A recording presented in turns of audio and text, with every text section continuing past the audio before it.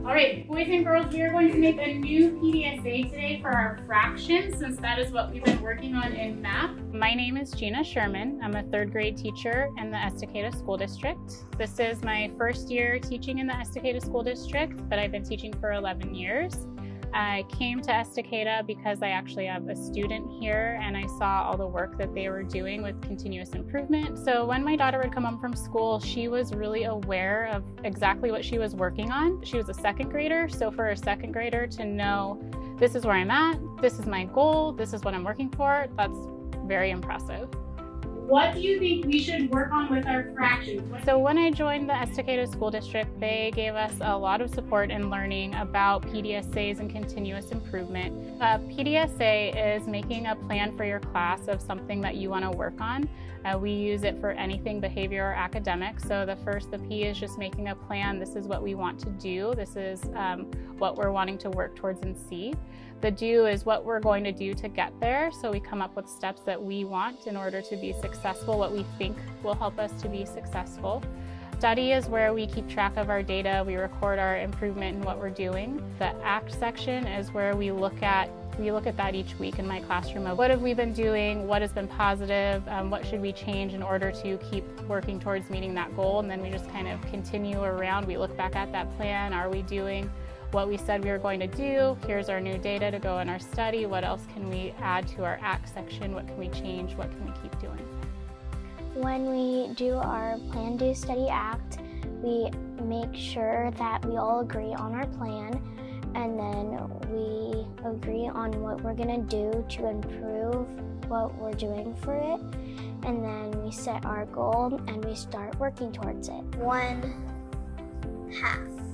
One of the goals that I had in my classroom was on one of our CFAs, make sure we at least got a 3 or 2 on our math problem.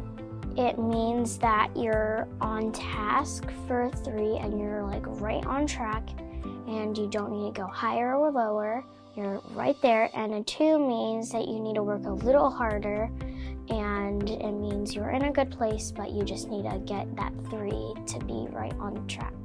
Right now, one of the goals that I'm working on is getting 2 of my really hard math tests done, and another goal that I've been really working on since the beginning of the year is make sure I've done all good scores in all of my tests, because we're doing the state test in a few weeks.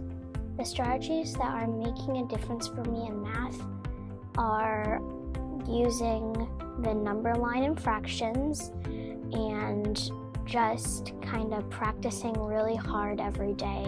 It wasn't hard for me to learn PDSA because my teacher really explained it and expressed how you can use it to help you. I think at first when I heard about PDSA, even with having the time carved out in our schedule to work on data, I thought, oh my gosh, when am I going to make these posters? When am I going to get all of this done? Initially, it might seem like, oh, here's another thing to do, but once you get started, it's so easy. My students were really struggling with being able to answer questions from text using complete sentences. It was just very hard for them to do everything that was needed. So I was seeing that our scores were just really low mastery on that. And so we made a PDSA, and I shared with them only 6 students had mastered their last exit ticket on that. And from that point on, they really helped me figure out what was going to go on the poster. For example, I hadn't given them a clear example of a 3 at that point, and so that was their idea, like, let's see an example. We put that up on the board. The second week, we doubled our scores of how many people had a 3.